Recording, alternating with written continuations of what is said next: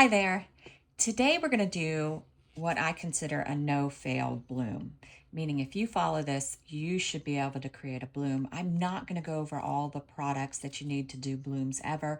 I'm just going to do this one. I do have earlier videos that talk about more about things that you can use and need. First thing you need is resin. Make sure you mix it up good so it's clear. When you stir in it, there should be no lines or anything.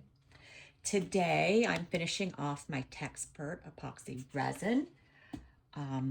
It's a low viscosity 1-to-1 resin.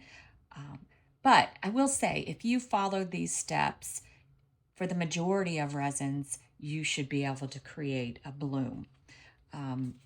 It does get a little trickier with fast cure resins. You have to speed up your temperature. You may want to start at a lower temperature, but you'll have to learn the resin. You'll also have to know what the temperature in your room is. My room is 74 degrees, and my resin is at 32 degrees Celsius, 90 degrees Fahrenheit.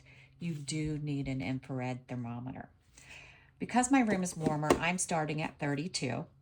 I'm gonna first put just a little bit in my cup for the white. That might be it might be an ounce. Let's see how much I have left in my cup. I have 2 ounces left, so there's 1 ounce in this cup. Get these molds to start. Or something very similar. They have ones like this. They have ones like this. But start with small coaster molds because then you're not wasting a lot of resin. I know I need 3 ounces to do a bloom in this mold. So if you get this mold, you can buy them off Temu, Amazon, AliExpress, wherever. Don't pay a lot for them. All right, so now I'm going to dump the rest of this resin in this mold. And it will walk to the edges. You don't want to keep pouring your resin till you fill the mold while pouring it. You want the resin to do a little bit of work because then you know you haven't poured too much resin into the mold, because you can do that. Too much resin and your bloom will drop. Today I'm using CastinCraft. You can use Let's Resin Ocean White. You could use Bloom. You could use Pinata, Blanca Blanco. Really any white product that you want. The thing is to mix it right and have the right temperature. So I have about an ounce. This is a bottle of CastinCraft that when I started, I noticed it wasn't like my other ones. It colored faster and harder, so I had to adjust. You'll have to adjust with your bottles, so it's important that you look at what you're mixing. So I'm going to do 4 drops. It used to be that I did 8, can you believe that, per ounce? But this bottle was different. Give it a good mix up. You do not want it to be skim milk colored. That's too light. You want it more like a whole milk, but not a super opaque bright white. So let's look at this. This one is still kind of gray, right? It's falling off the stick really fast. We can see the stick really fast. And I'm showing you this because I want you to sort of learn what color it should be. So I am thinking, because it's still kind of gray, can you see that, how kind of gray it is, that I'm going to do 2 more drops. If I was just seeing the stick fast, then I might just go 1 more drop, but we're going to go 2. All right. Let's mix it up. 1 drop really doesn't have a huge effect. 2 drops has a bigger effect. As the resin thickens, it gets a little tougher to mix things in. Normally, you don't want to go as fast as I'm going, especially if you're not using low viscosity. If you're using low viscosity in the beginning, I think it's a great resin. You don't have to worry about bubbles as much. So it doesn't add a level of difficulty. All right, so now this, I think, is perfect. And eventually you'll be able to see the difference, but I'm trying to show you as close as I can the difference, and it's not as gray in the cup. I don't know if you could see that. All right, so we have our white done. I debated using alcohol inks. When you start in the beginning, you don't have to use alcohol inks. You can just do a white bloom and do a pretty colored background. Alcohol inks add another level of difficulty because you do have to wait just a bit for the alcohol to wear off. If you don't, your bloom will move, it'll dilute, it'll do strange things. So always make sure you wait a bit. Then my other thing that I do is I keep the paper towel handy to decide on colors. Make sure you shake it before you decide on colors, because if you see that little drop there, that was actually this color, but it was the initial what came out. So you can see the difference. I decided to go with these two. All right, I am using Let's Resin alcohol inks today because I think they're fairly easy for anyone to get. I'm going to stand up so I can hopefully get the center right. So I'm going to start with my dark one. I'm going to do an easy pattern, but you can do whatever you want. Normally I might do a dot in the center, then dots all around, then dots all around, but I want to do something that's simple. The one note about doing the dots around or doing them in a certain pattern, when you do your bloom, you might get a blue spot, a purple spot, like so that your bloom doesn't look natural, right? Because your colors are all separated. So with this, you're kind of dictating where the colors come out. So I'm going to do 2 drops kind of in the center, hopefully. I'm going to let it spread out a bit. I know I was a little off kilter, so let's do 1 more drop. Gonna let it spread, do its thing.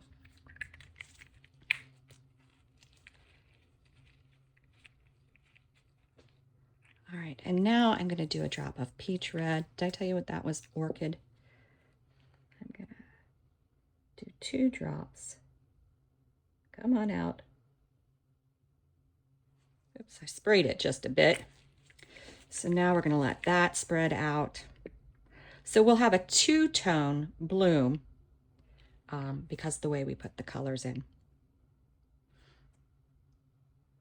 And I'm just letting it do its thing. I notice I've got less over here, so how do I take care of that? You could do just a little swirly out, you know, and I'll just do a swirly around the whole thing because I don't like that edge, that sharp edge.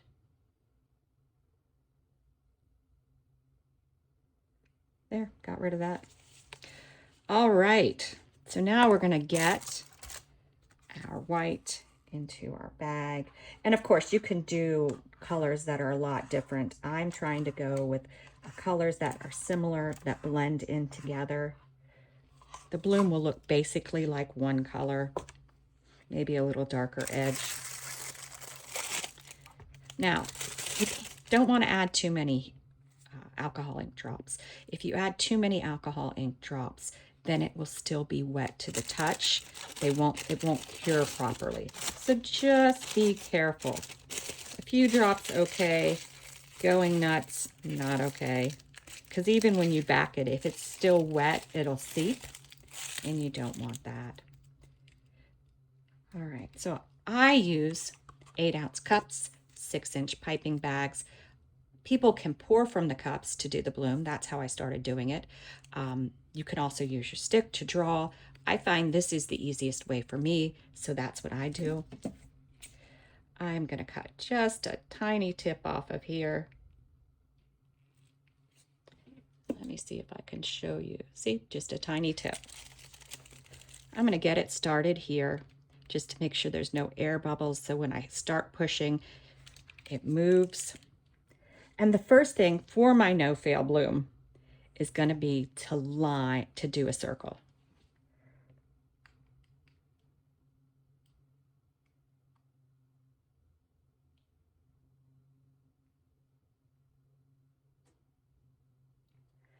All right, how did I do? Pretty good. What I'm setting here is the shape. If you don't do this, then you might slide over to the side or something. This just helps you. Now your bloom is still going to move anyway, but this is a start. All right, then you start with your center swirl, keep your spiral. You want it to be decent amount, because if you put too little, it'll feather. If you put too much, it will drop. All right, so there's my center. And now I'm going to do my lines. For this one, we're just doing traditional lines. We're not going to do anything fancy. So I'm just going to ins and outs.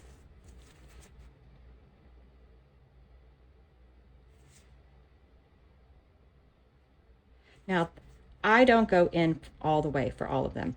On my last in is where I create my swirl or my center of my flower. And I always try to do just one swish.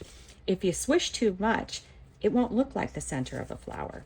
But if you swish just once and get that swirl just right, it will look like a center of a flower. Today, this doesn't matter as much because we're going to use bits. But if you want to do some that have perfect flower centers, then go in, swish once. All right, so for my next lines, I don't go all the way in. I've made my perfect center. I don't want to mess with it. So I am just going to pull in almost all the way. You notice I'm wiping off. That's so you don't dribble color. I dribbled some color right there. All right, now I'm going to do some outs. On my outs, I don't pull out far. You want to know why? Because the resin is going to do it on its own. It's going to keep going out in those spots. So you don't want to exaggerate it even more. You just want a little tip. Just lightly gloss. Now, in ones where you push down more, and I did a couple of them, those blooms may separate. So you really want a light drape. You don't want to push down hard into your mold because you can scrape your mold. Just a light drape across the top. These will probably be splits because of the way that I did them. You can also use, I use dotting tools. They have smaller ones. So if you use a smaller one, I didn't want to use that here because I want you to be able to see the splits. You get less of a split. The bigger ones, you'll get a bigger split. All right, so now it's center time. And it's a good idea to know how big your bloom is. Oops, or your mold is actually. So this is about 5 inches across. My little over 2.5 is right here next to my line. And then I do this, and it's below the other line. So it's next to this line below this one.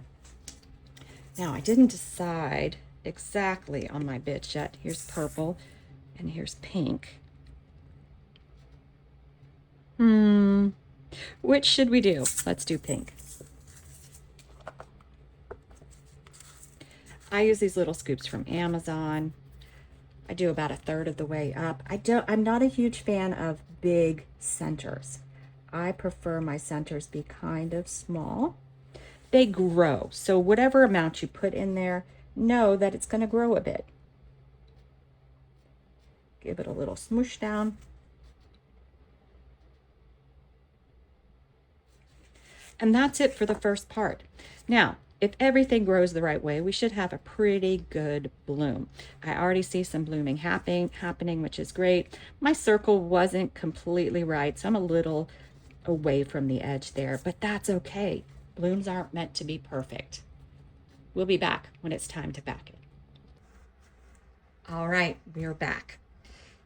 We're going to back it. And because I'm talking about blooms, no fail bloom, which is just misnomer, because every bloom that you create is special and good. You got blobbies, it didn't come out perfect. It's still perfect because flowers aren't perfect.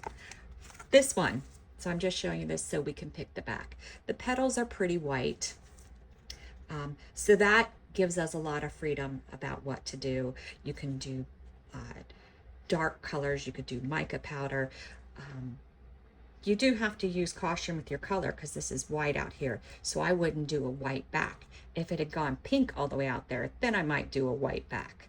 For today, since I'm talking about you want to give the bloom your best shot, we're going to use this black resin dye paste, and we're just going to back it with black.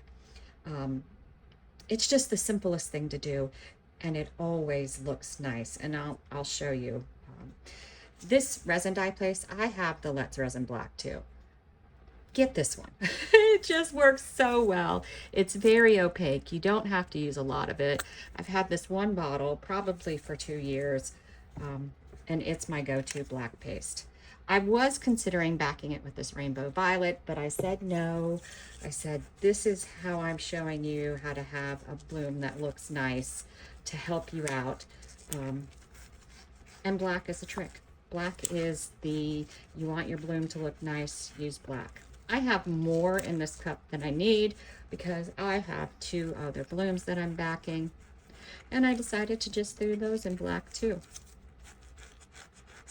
I might add some glitter to those, but for this one we don't need to. See how black that got with that tiny bit? I'm telling you. I'm gonna put the link in my video because I just love that stuff so much. All right, so we got it all mixed up. And then the easy part, just pour it on in.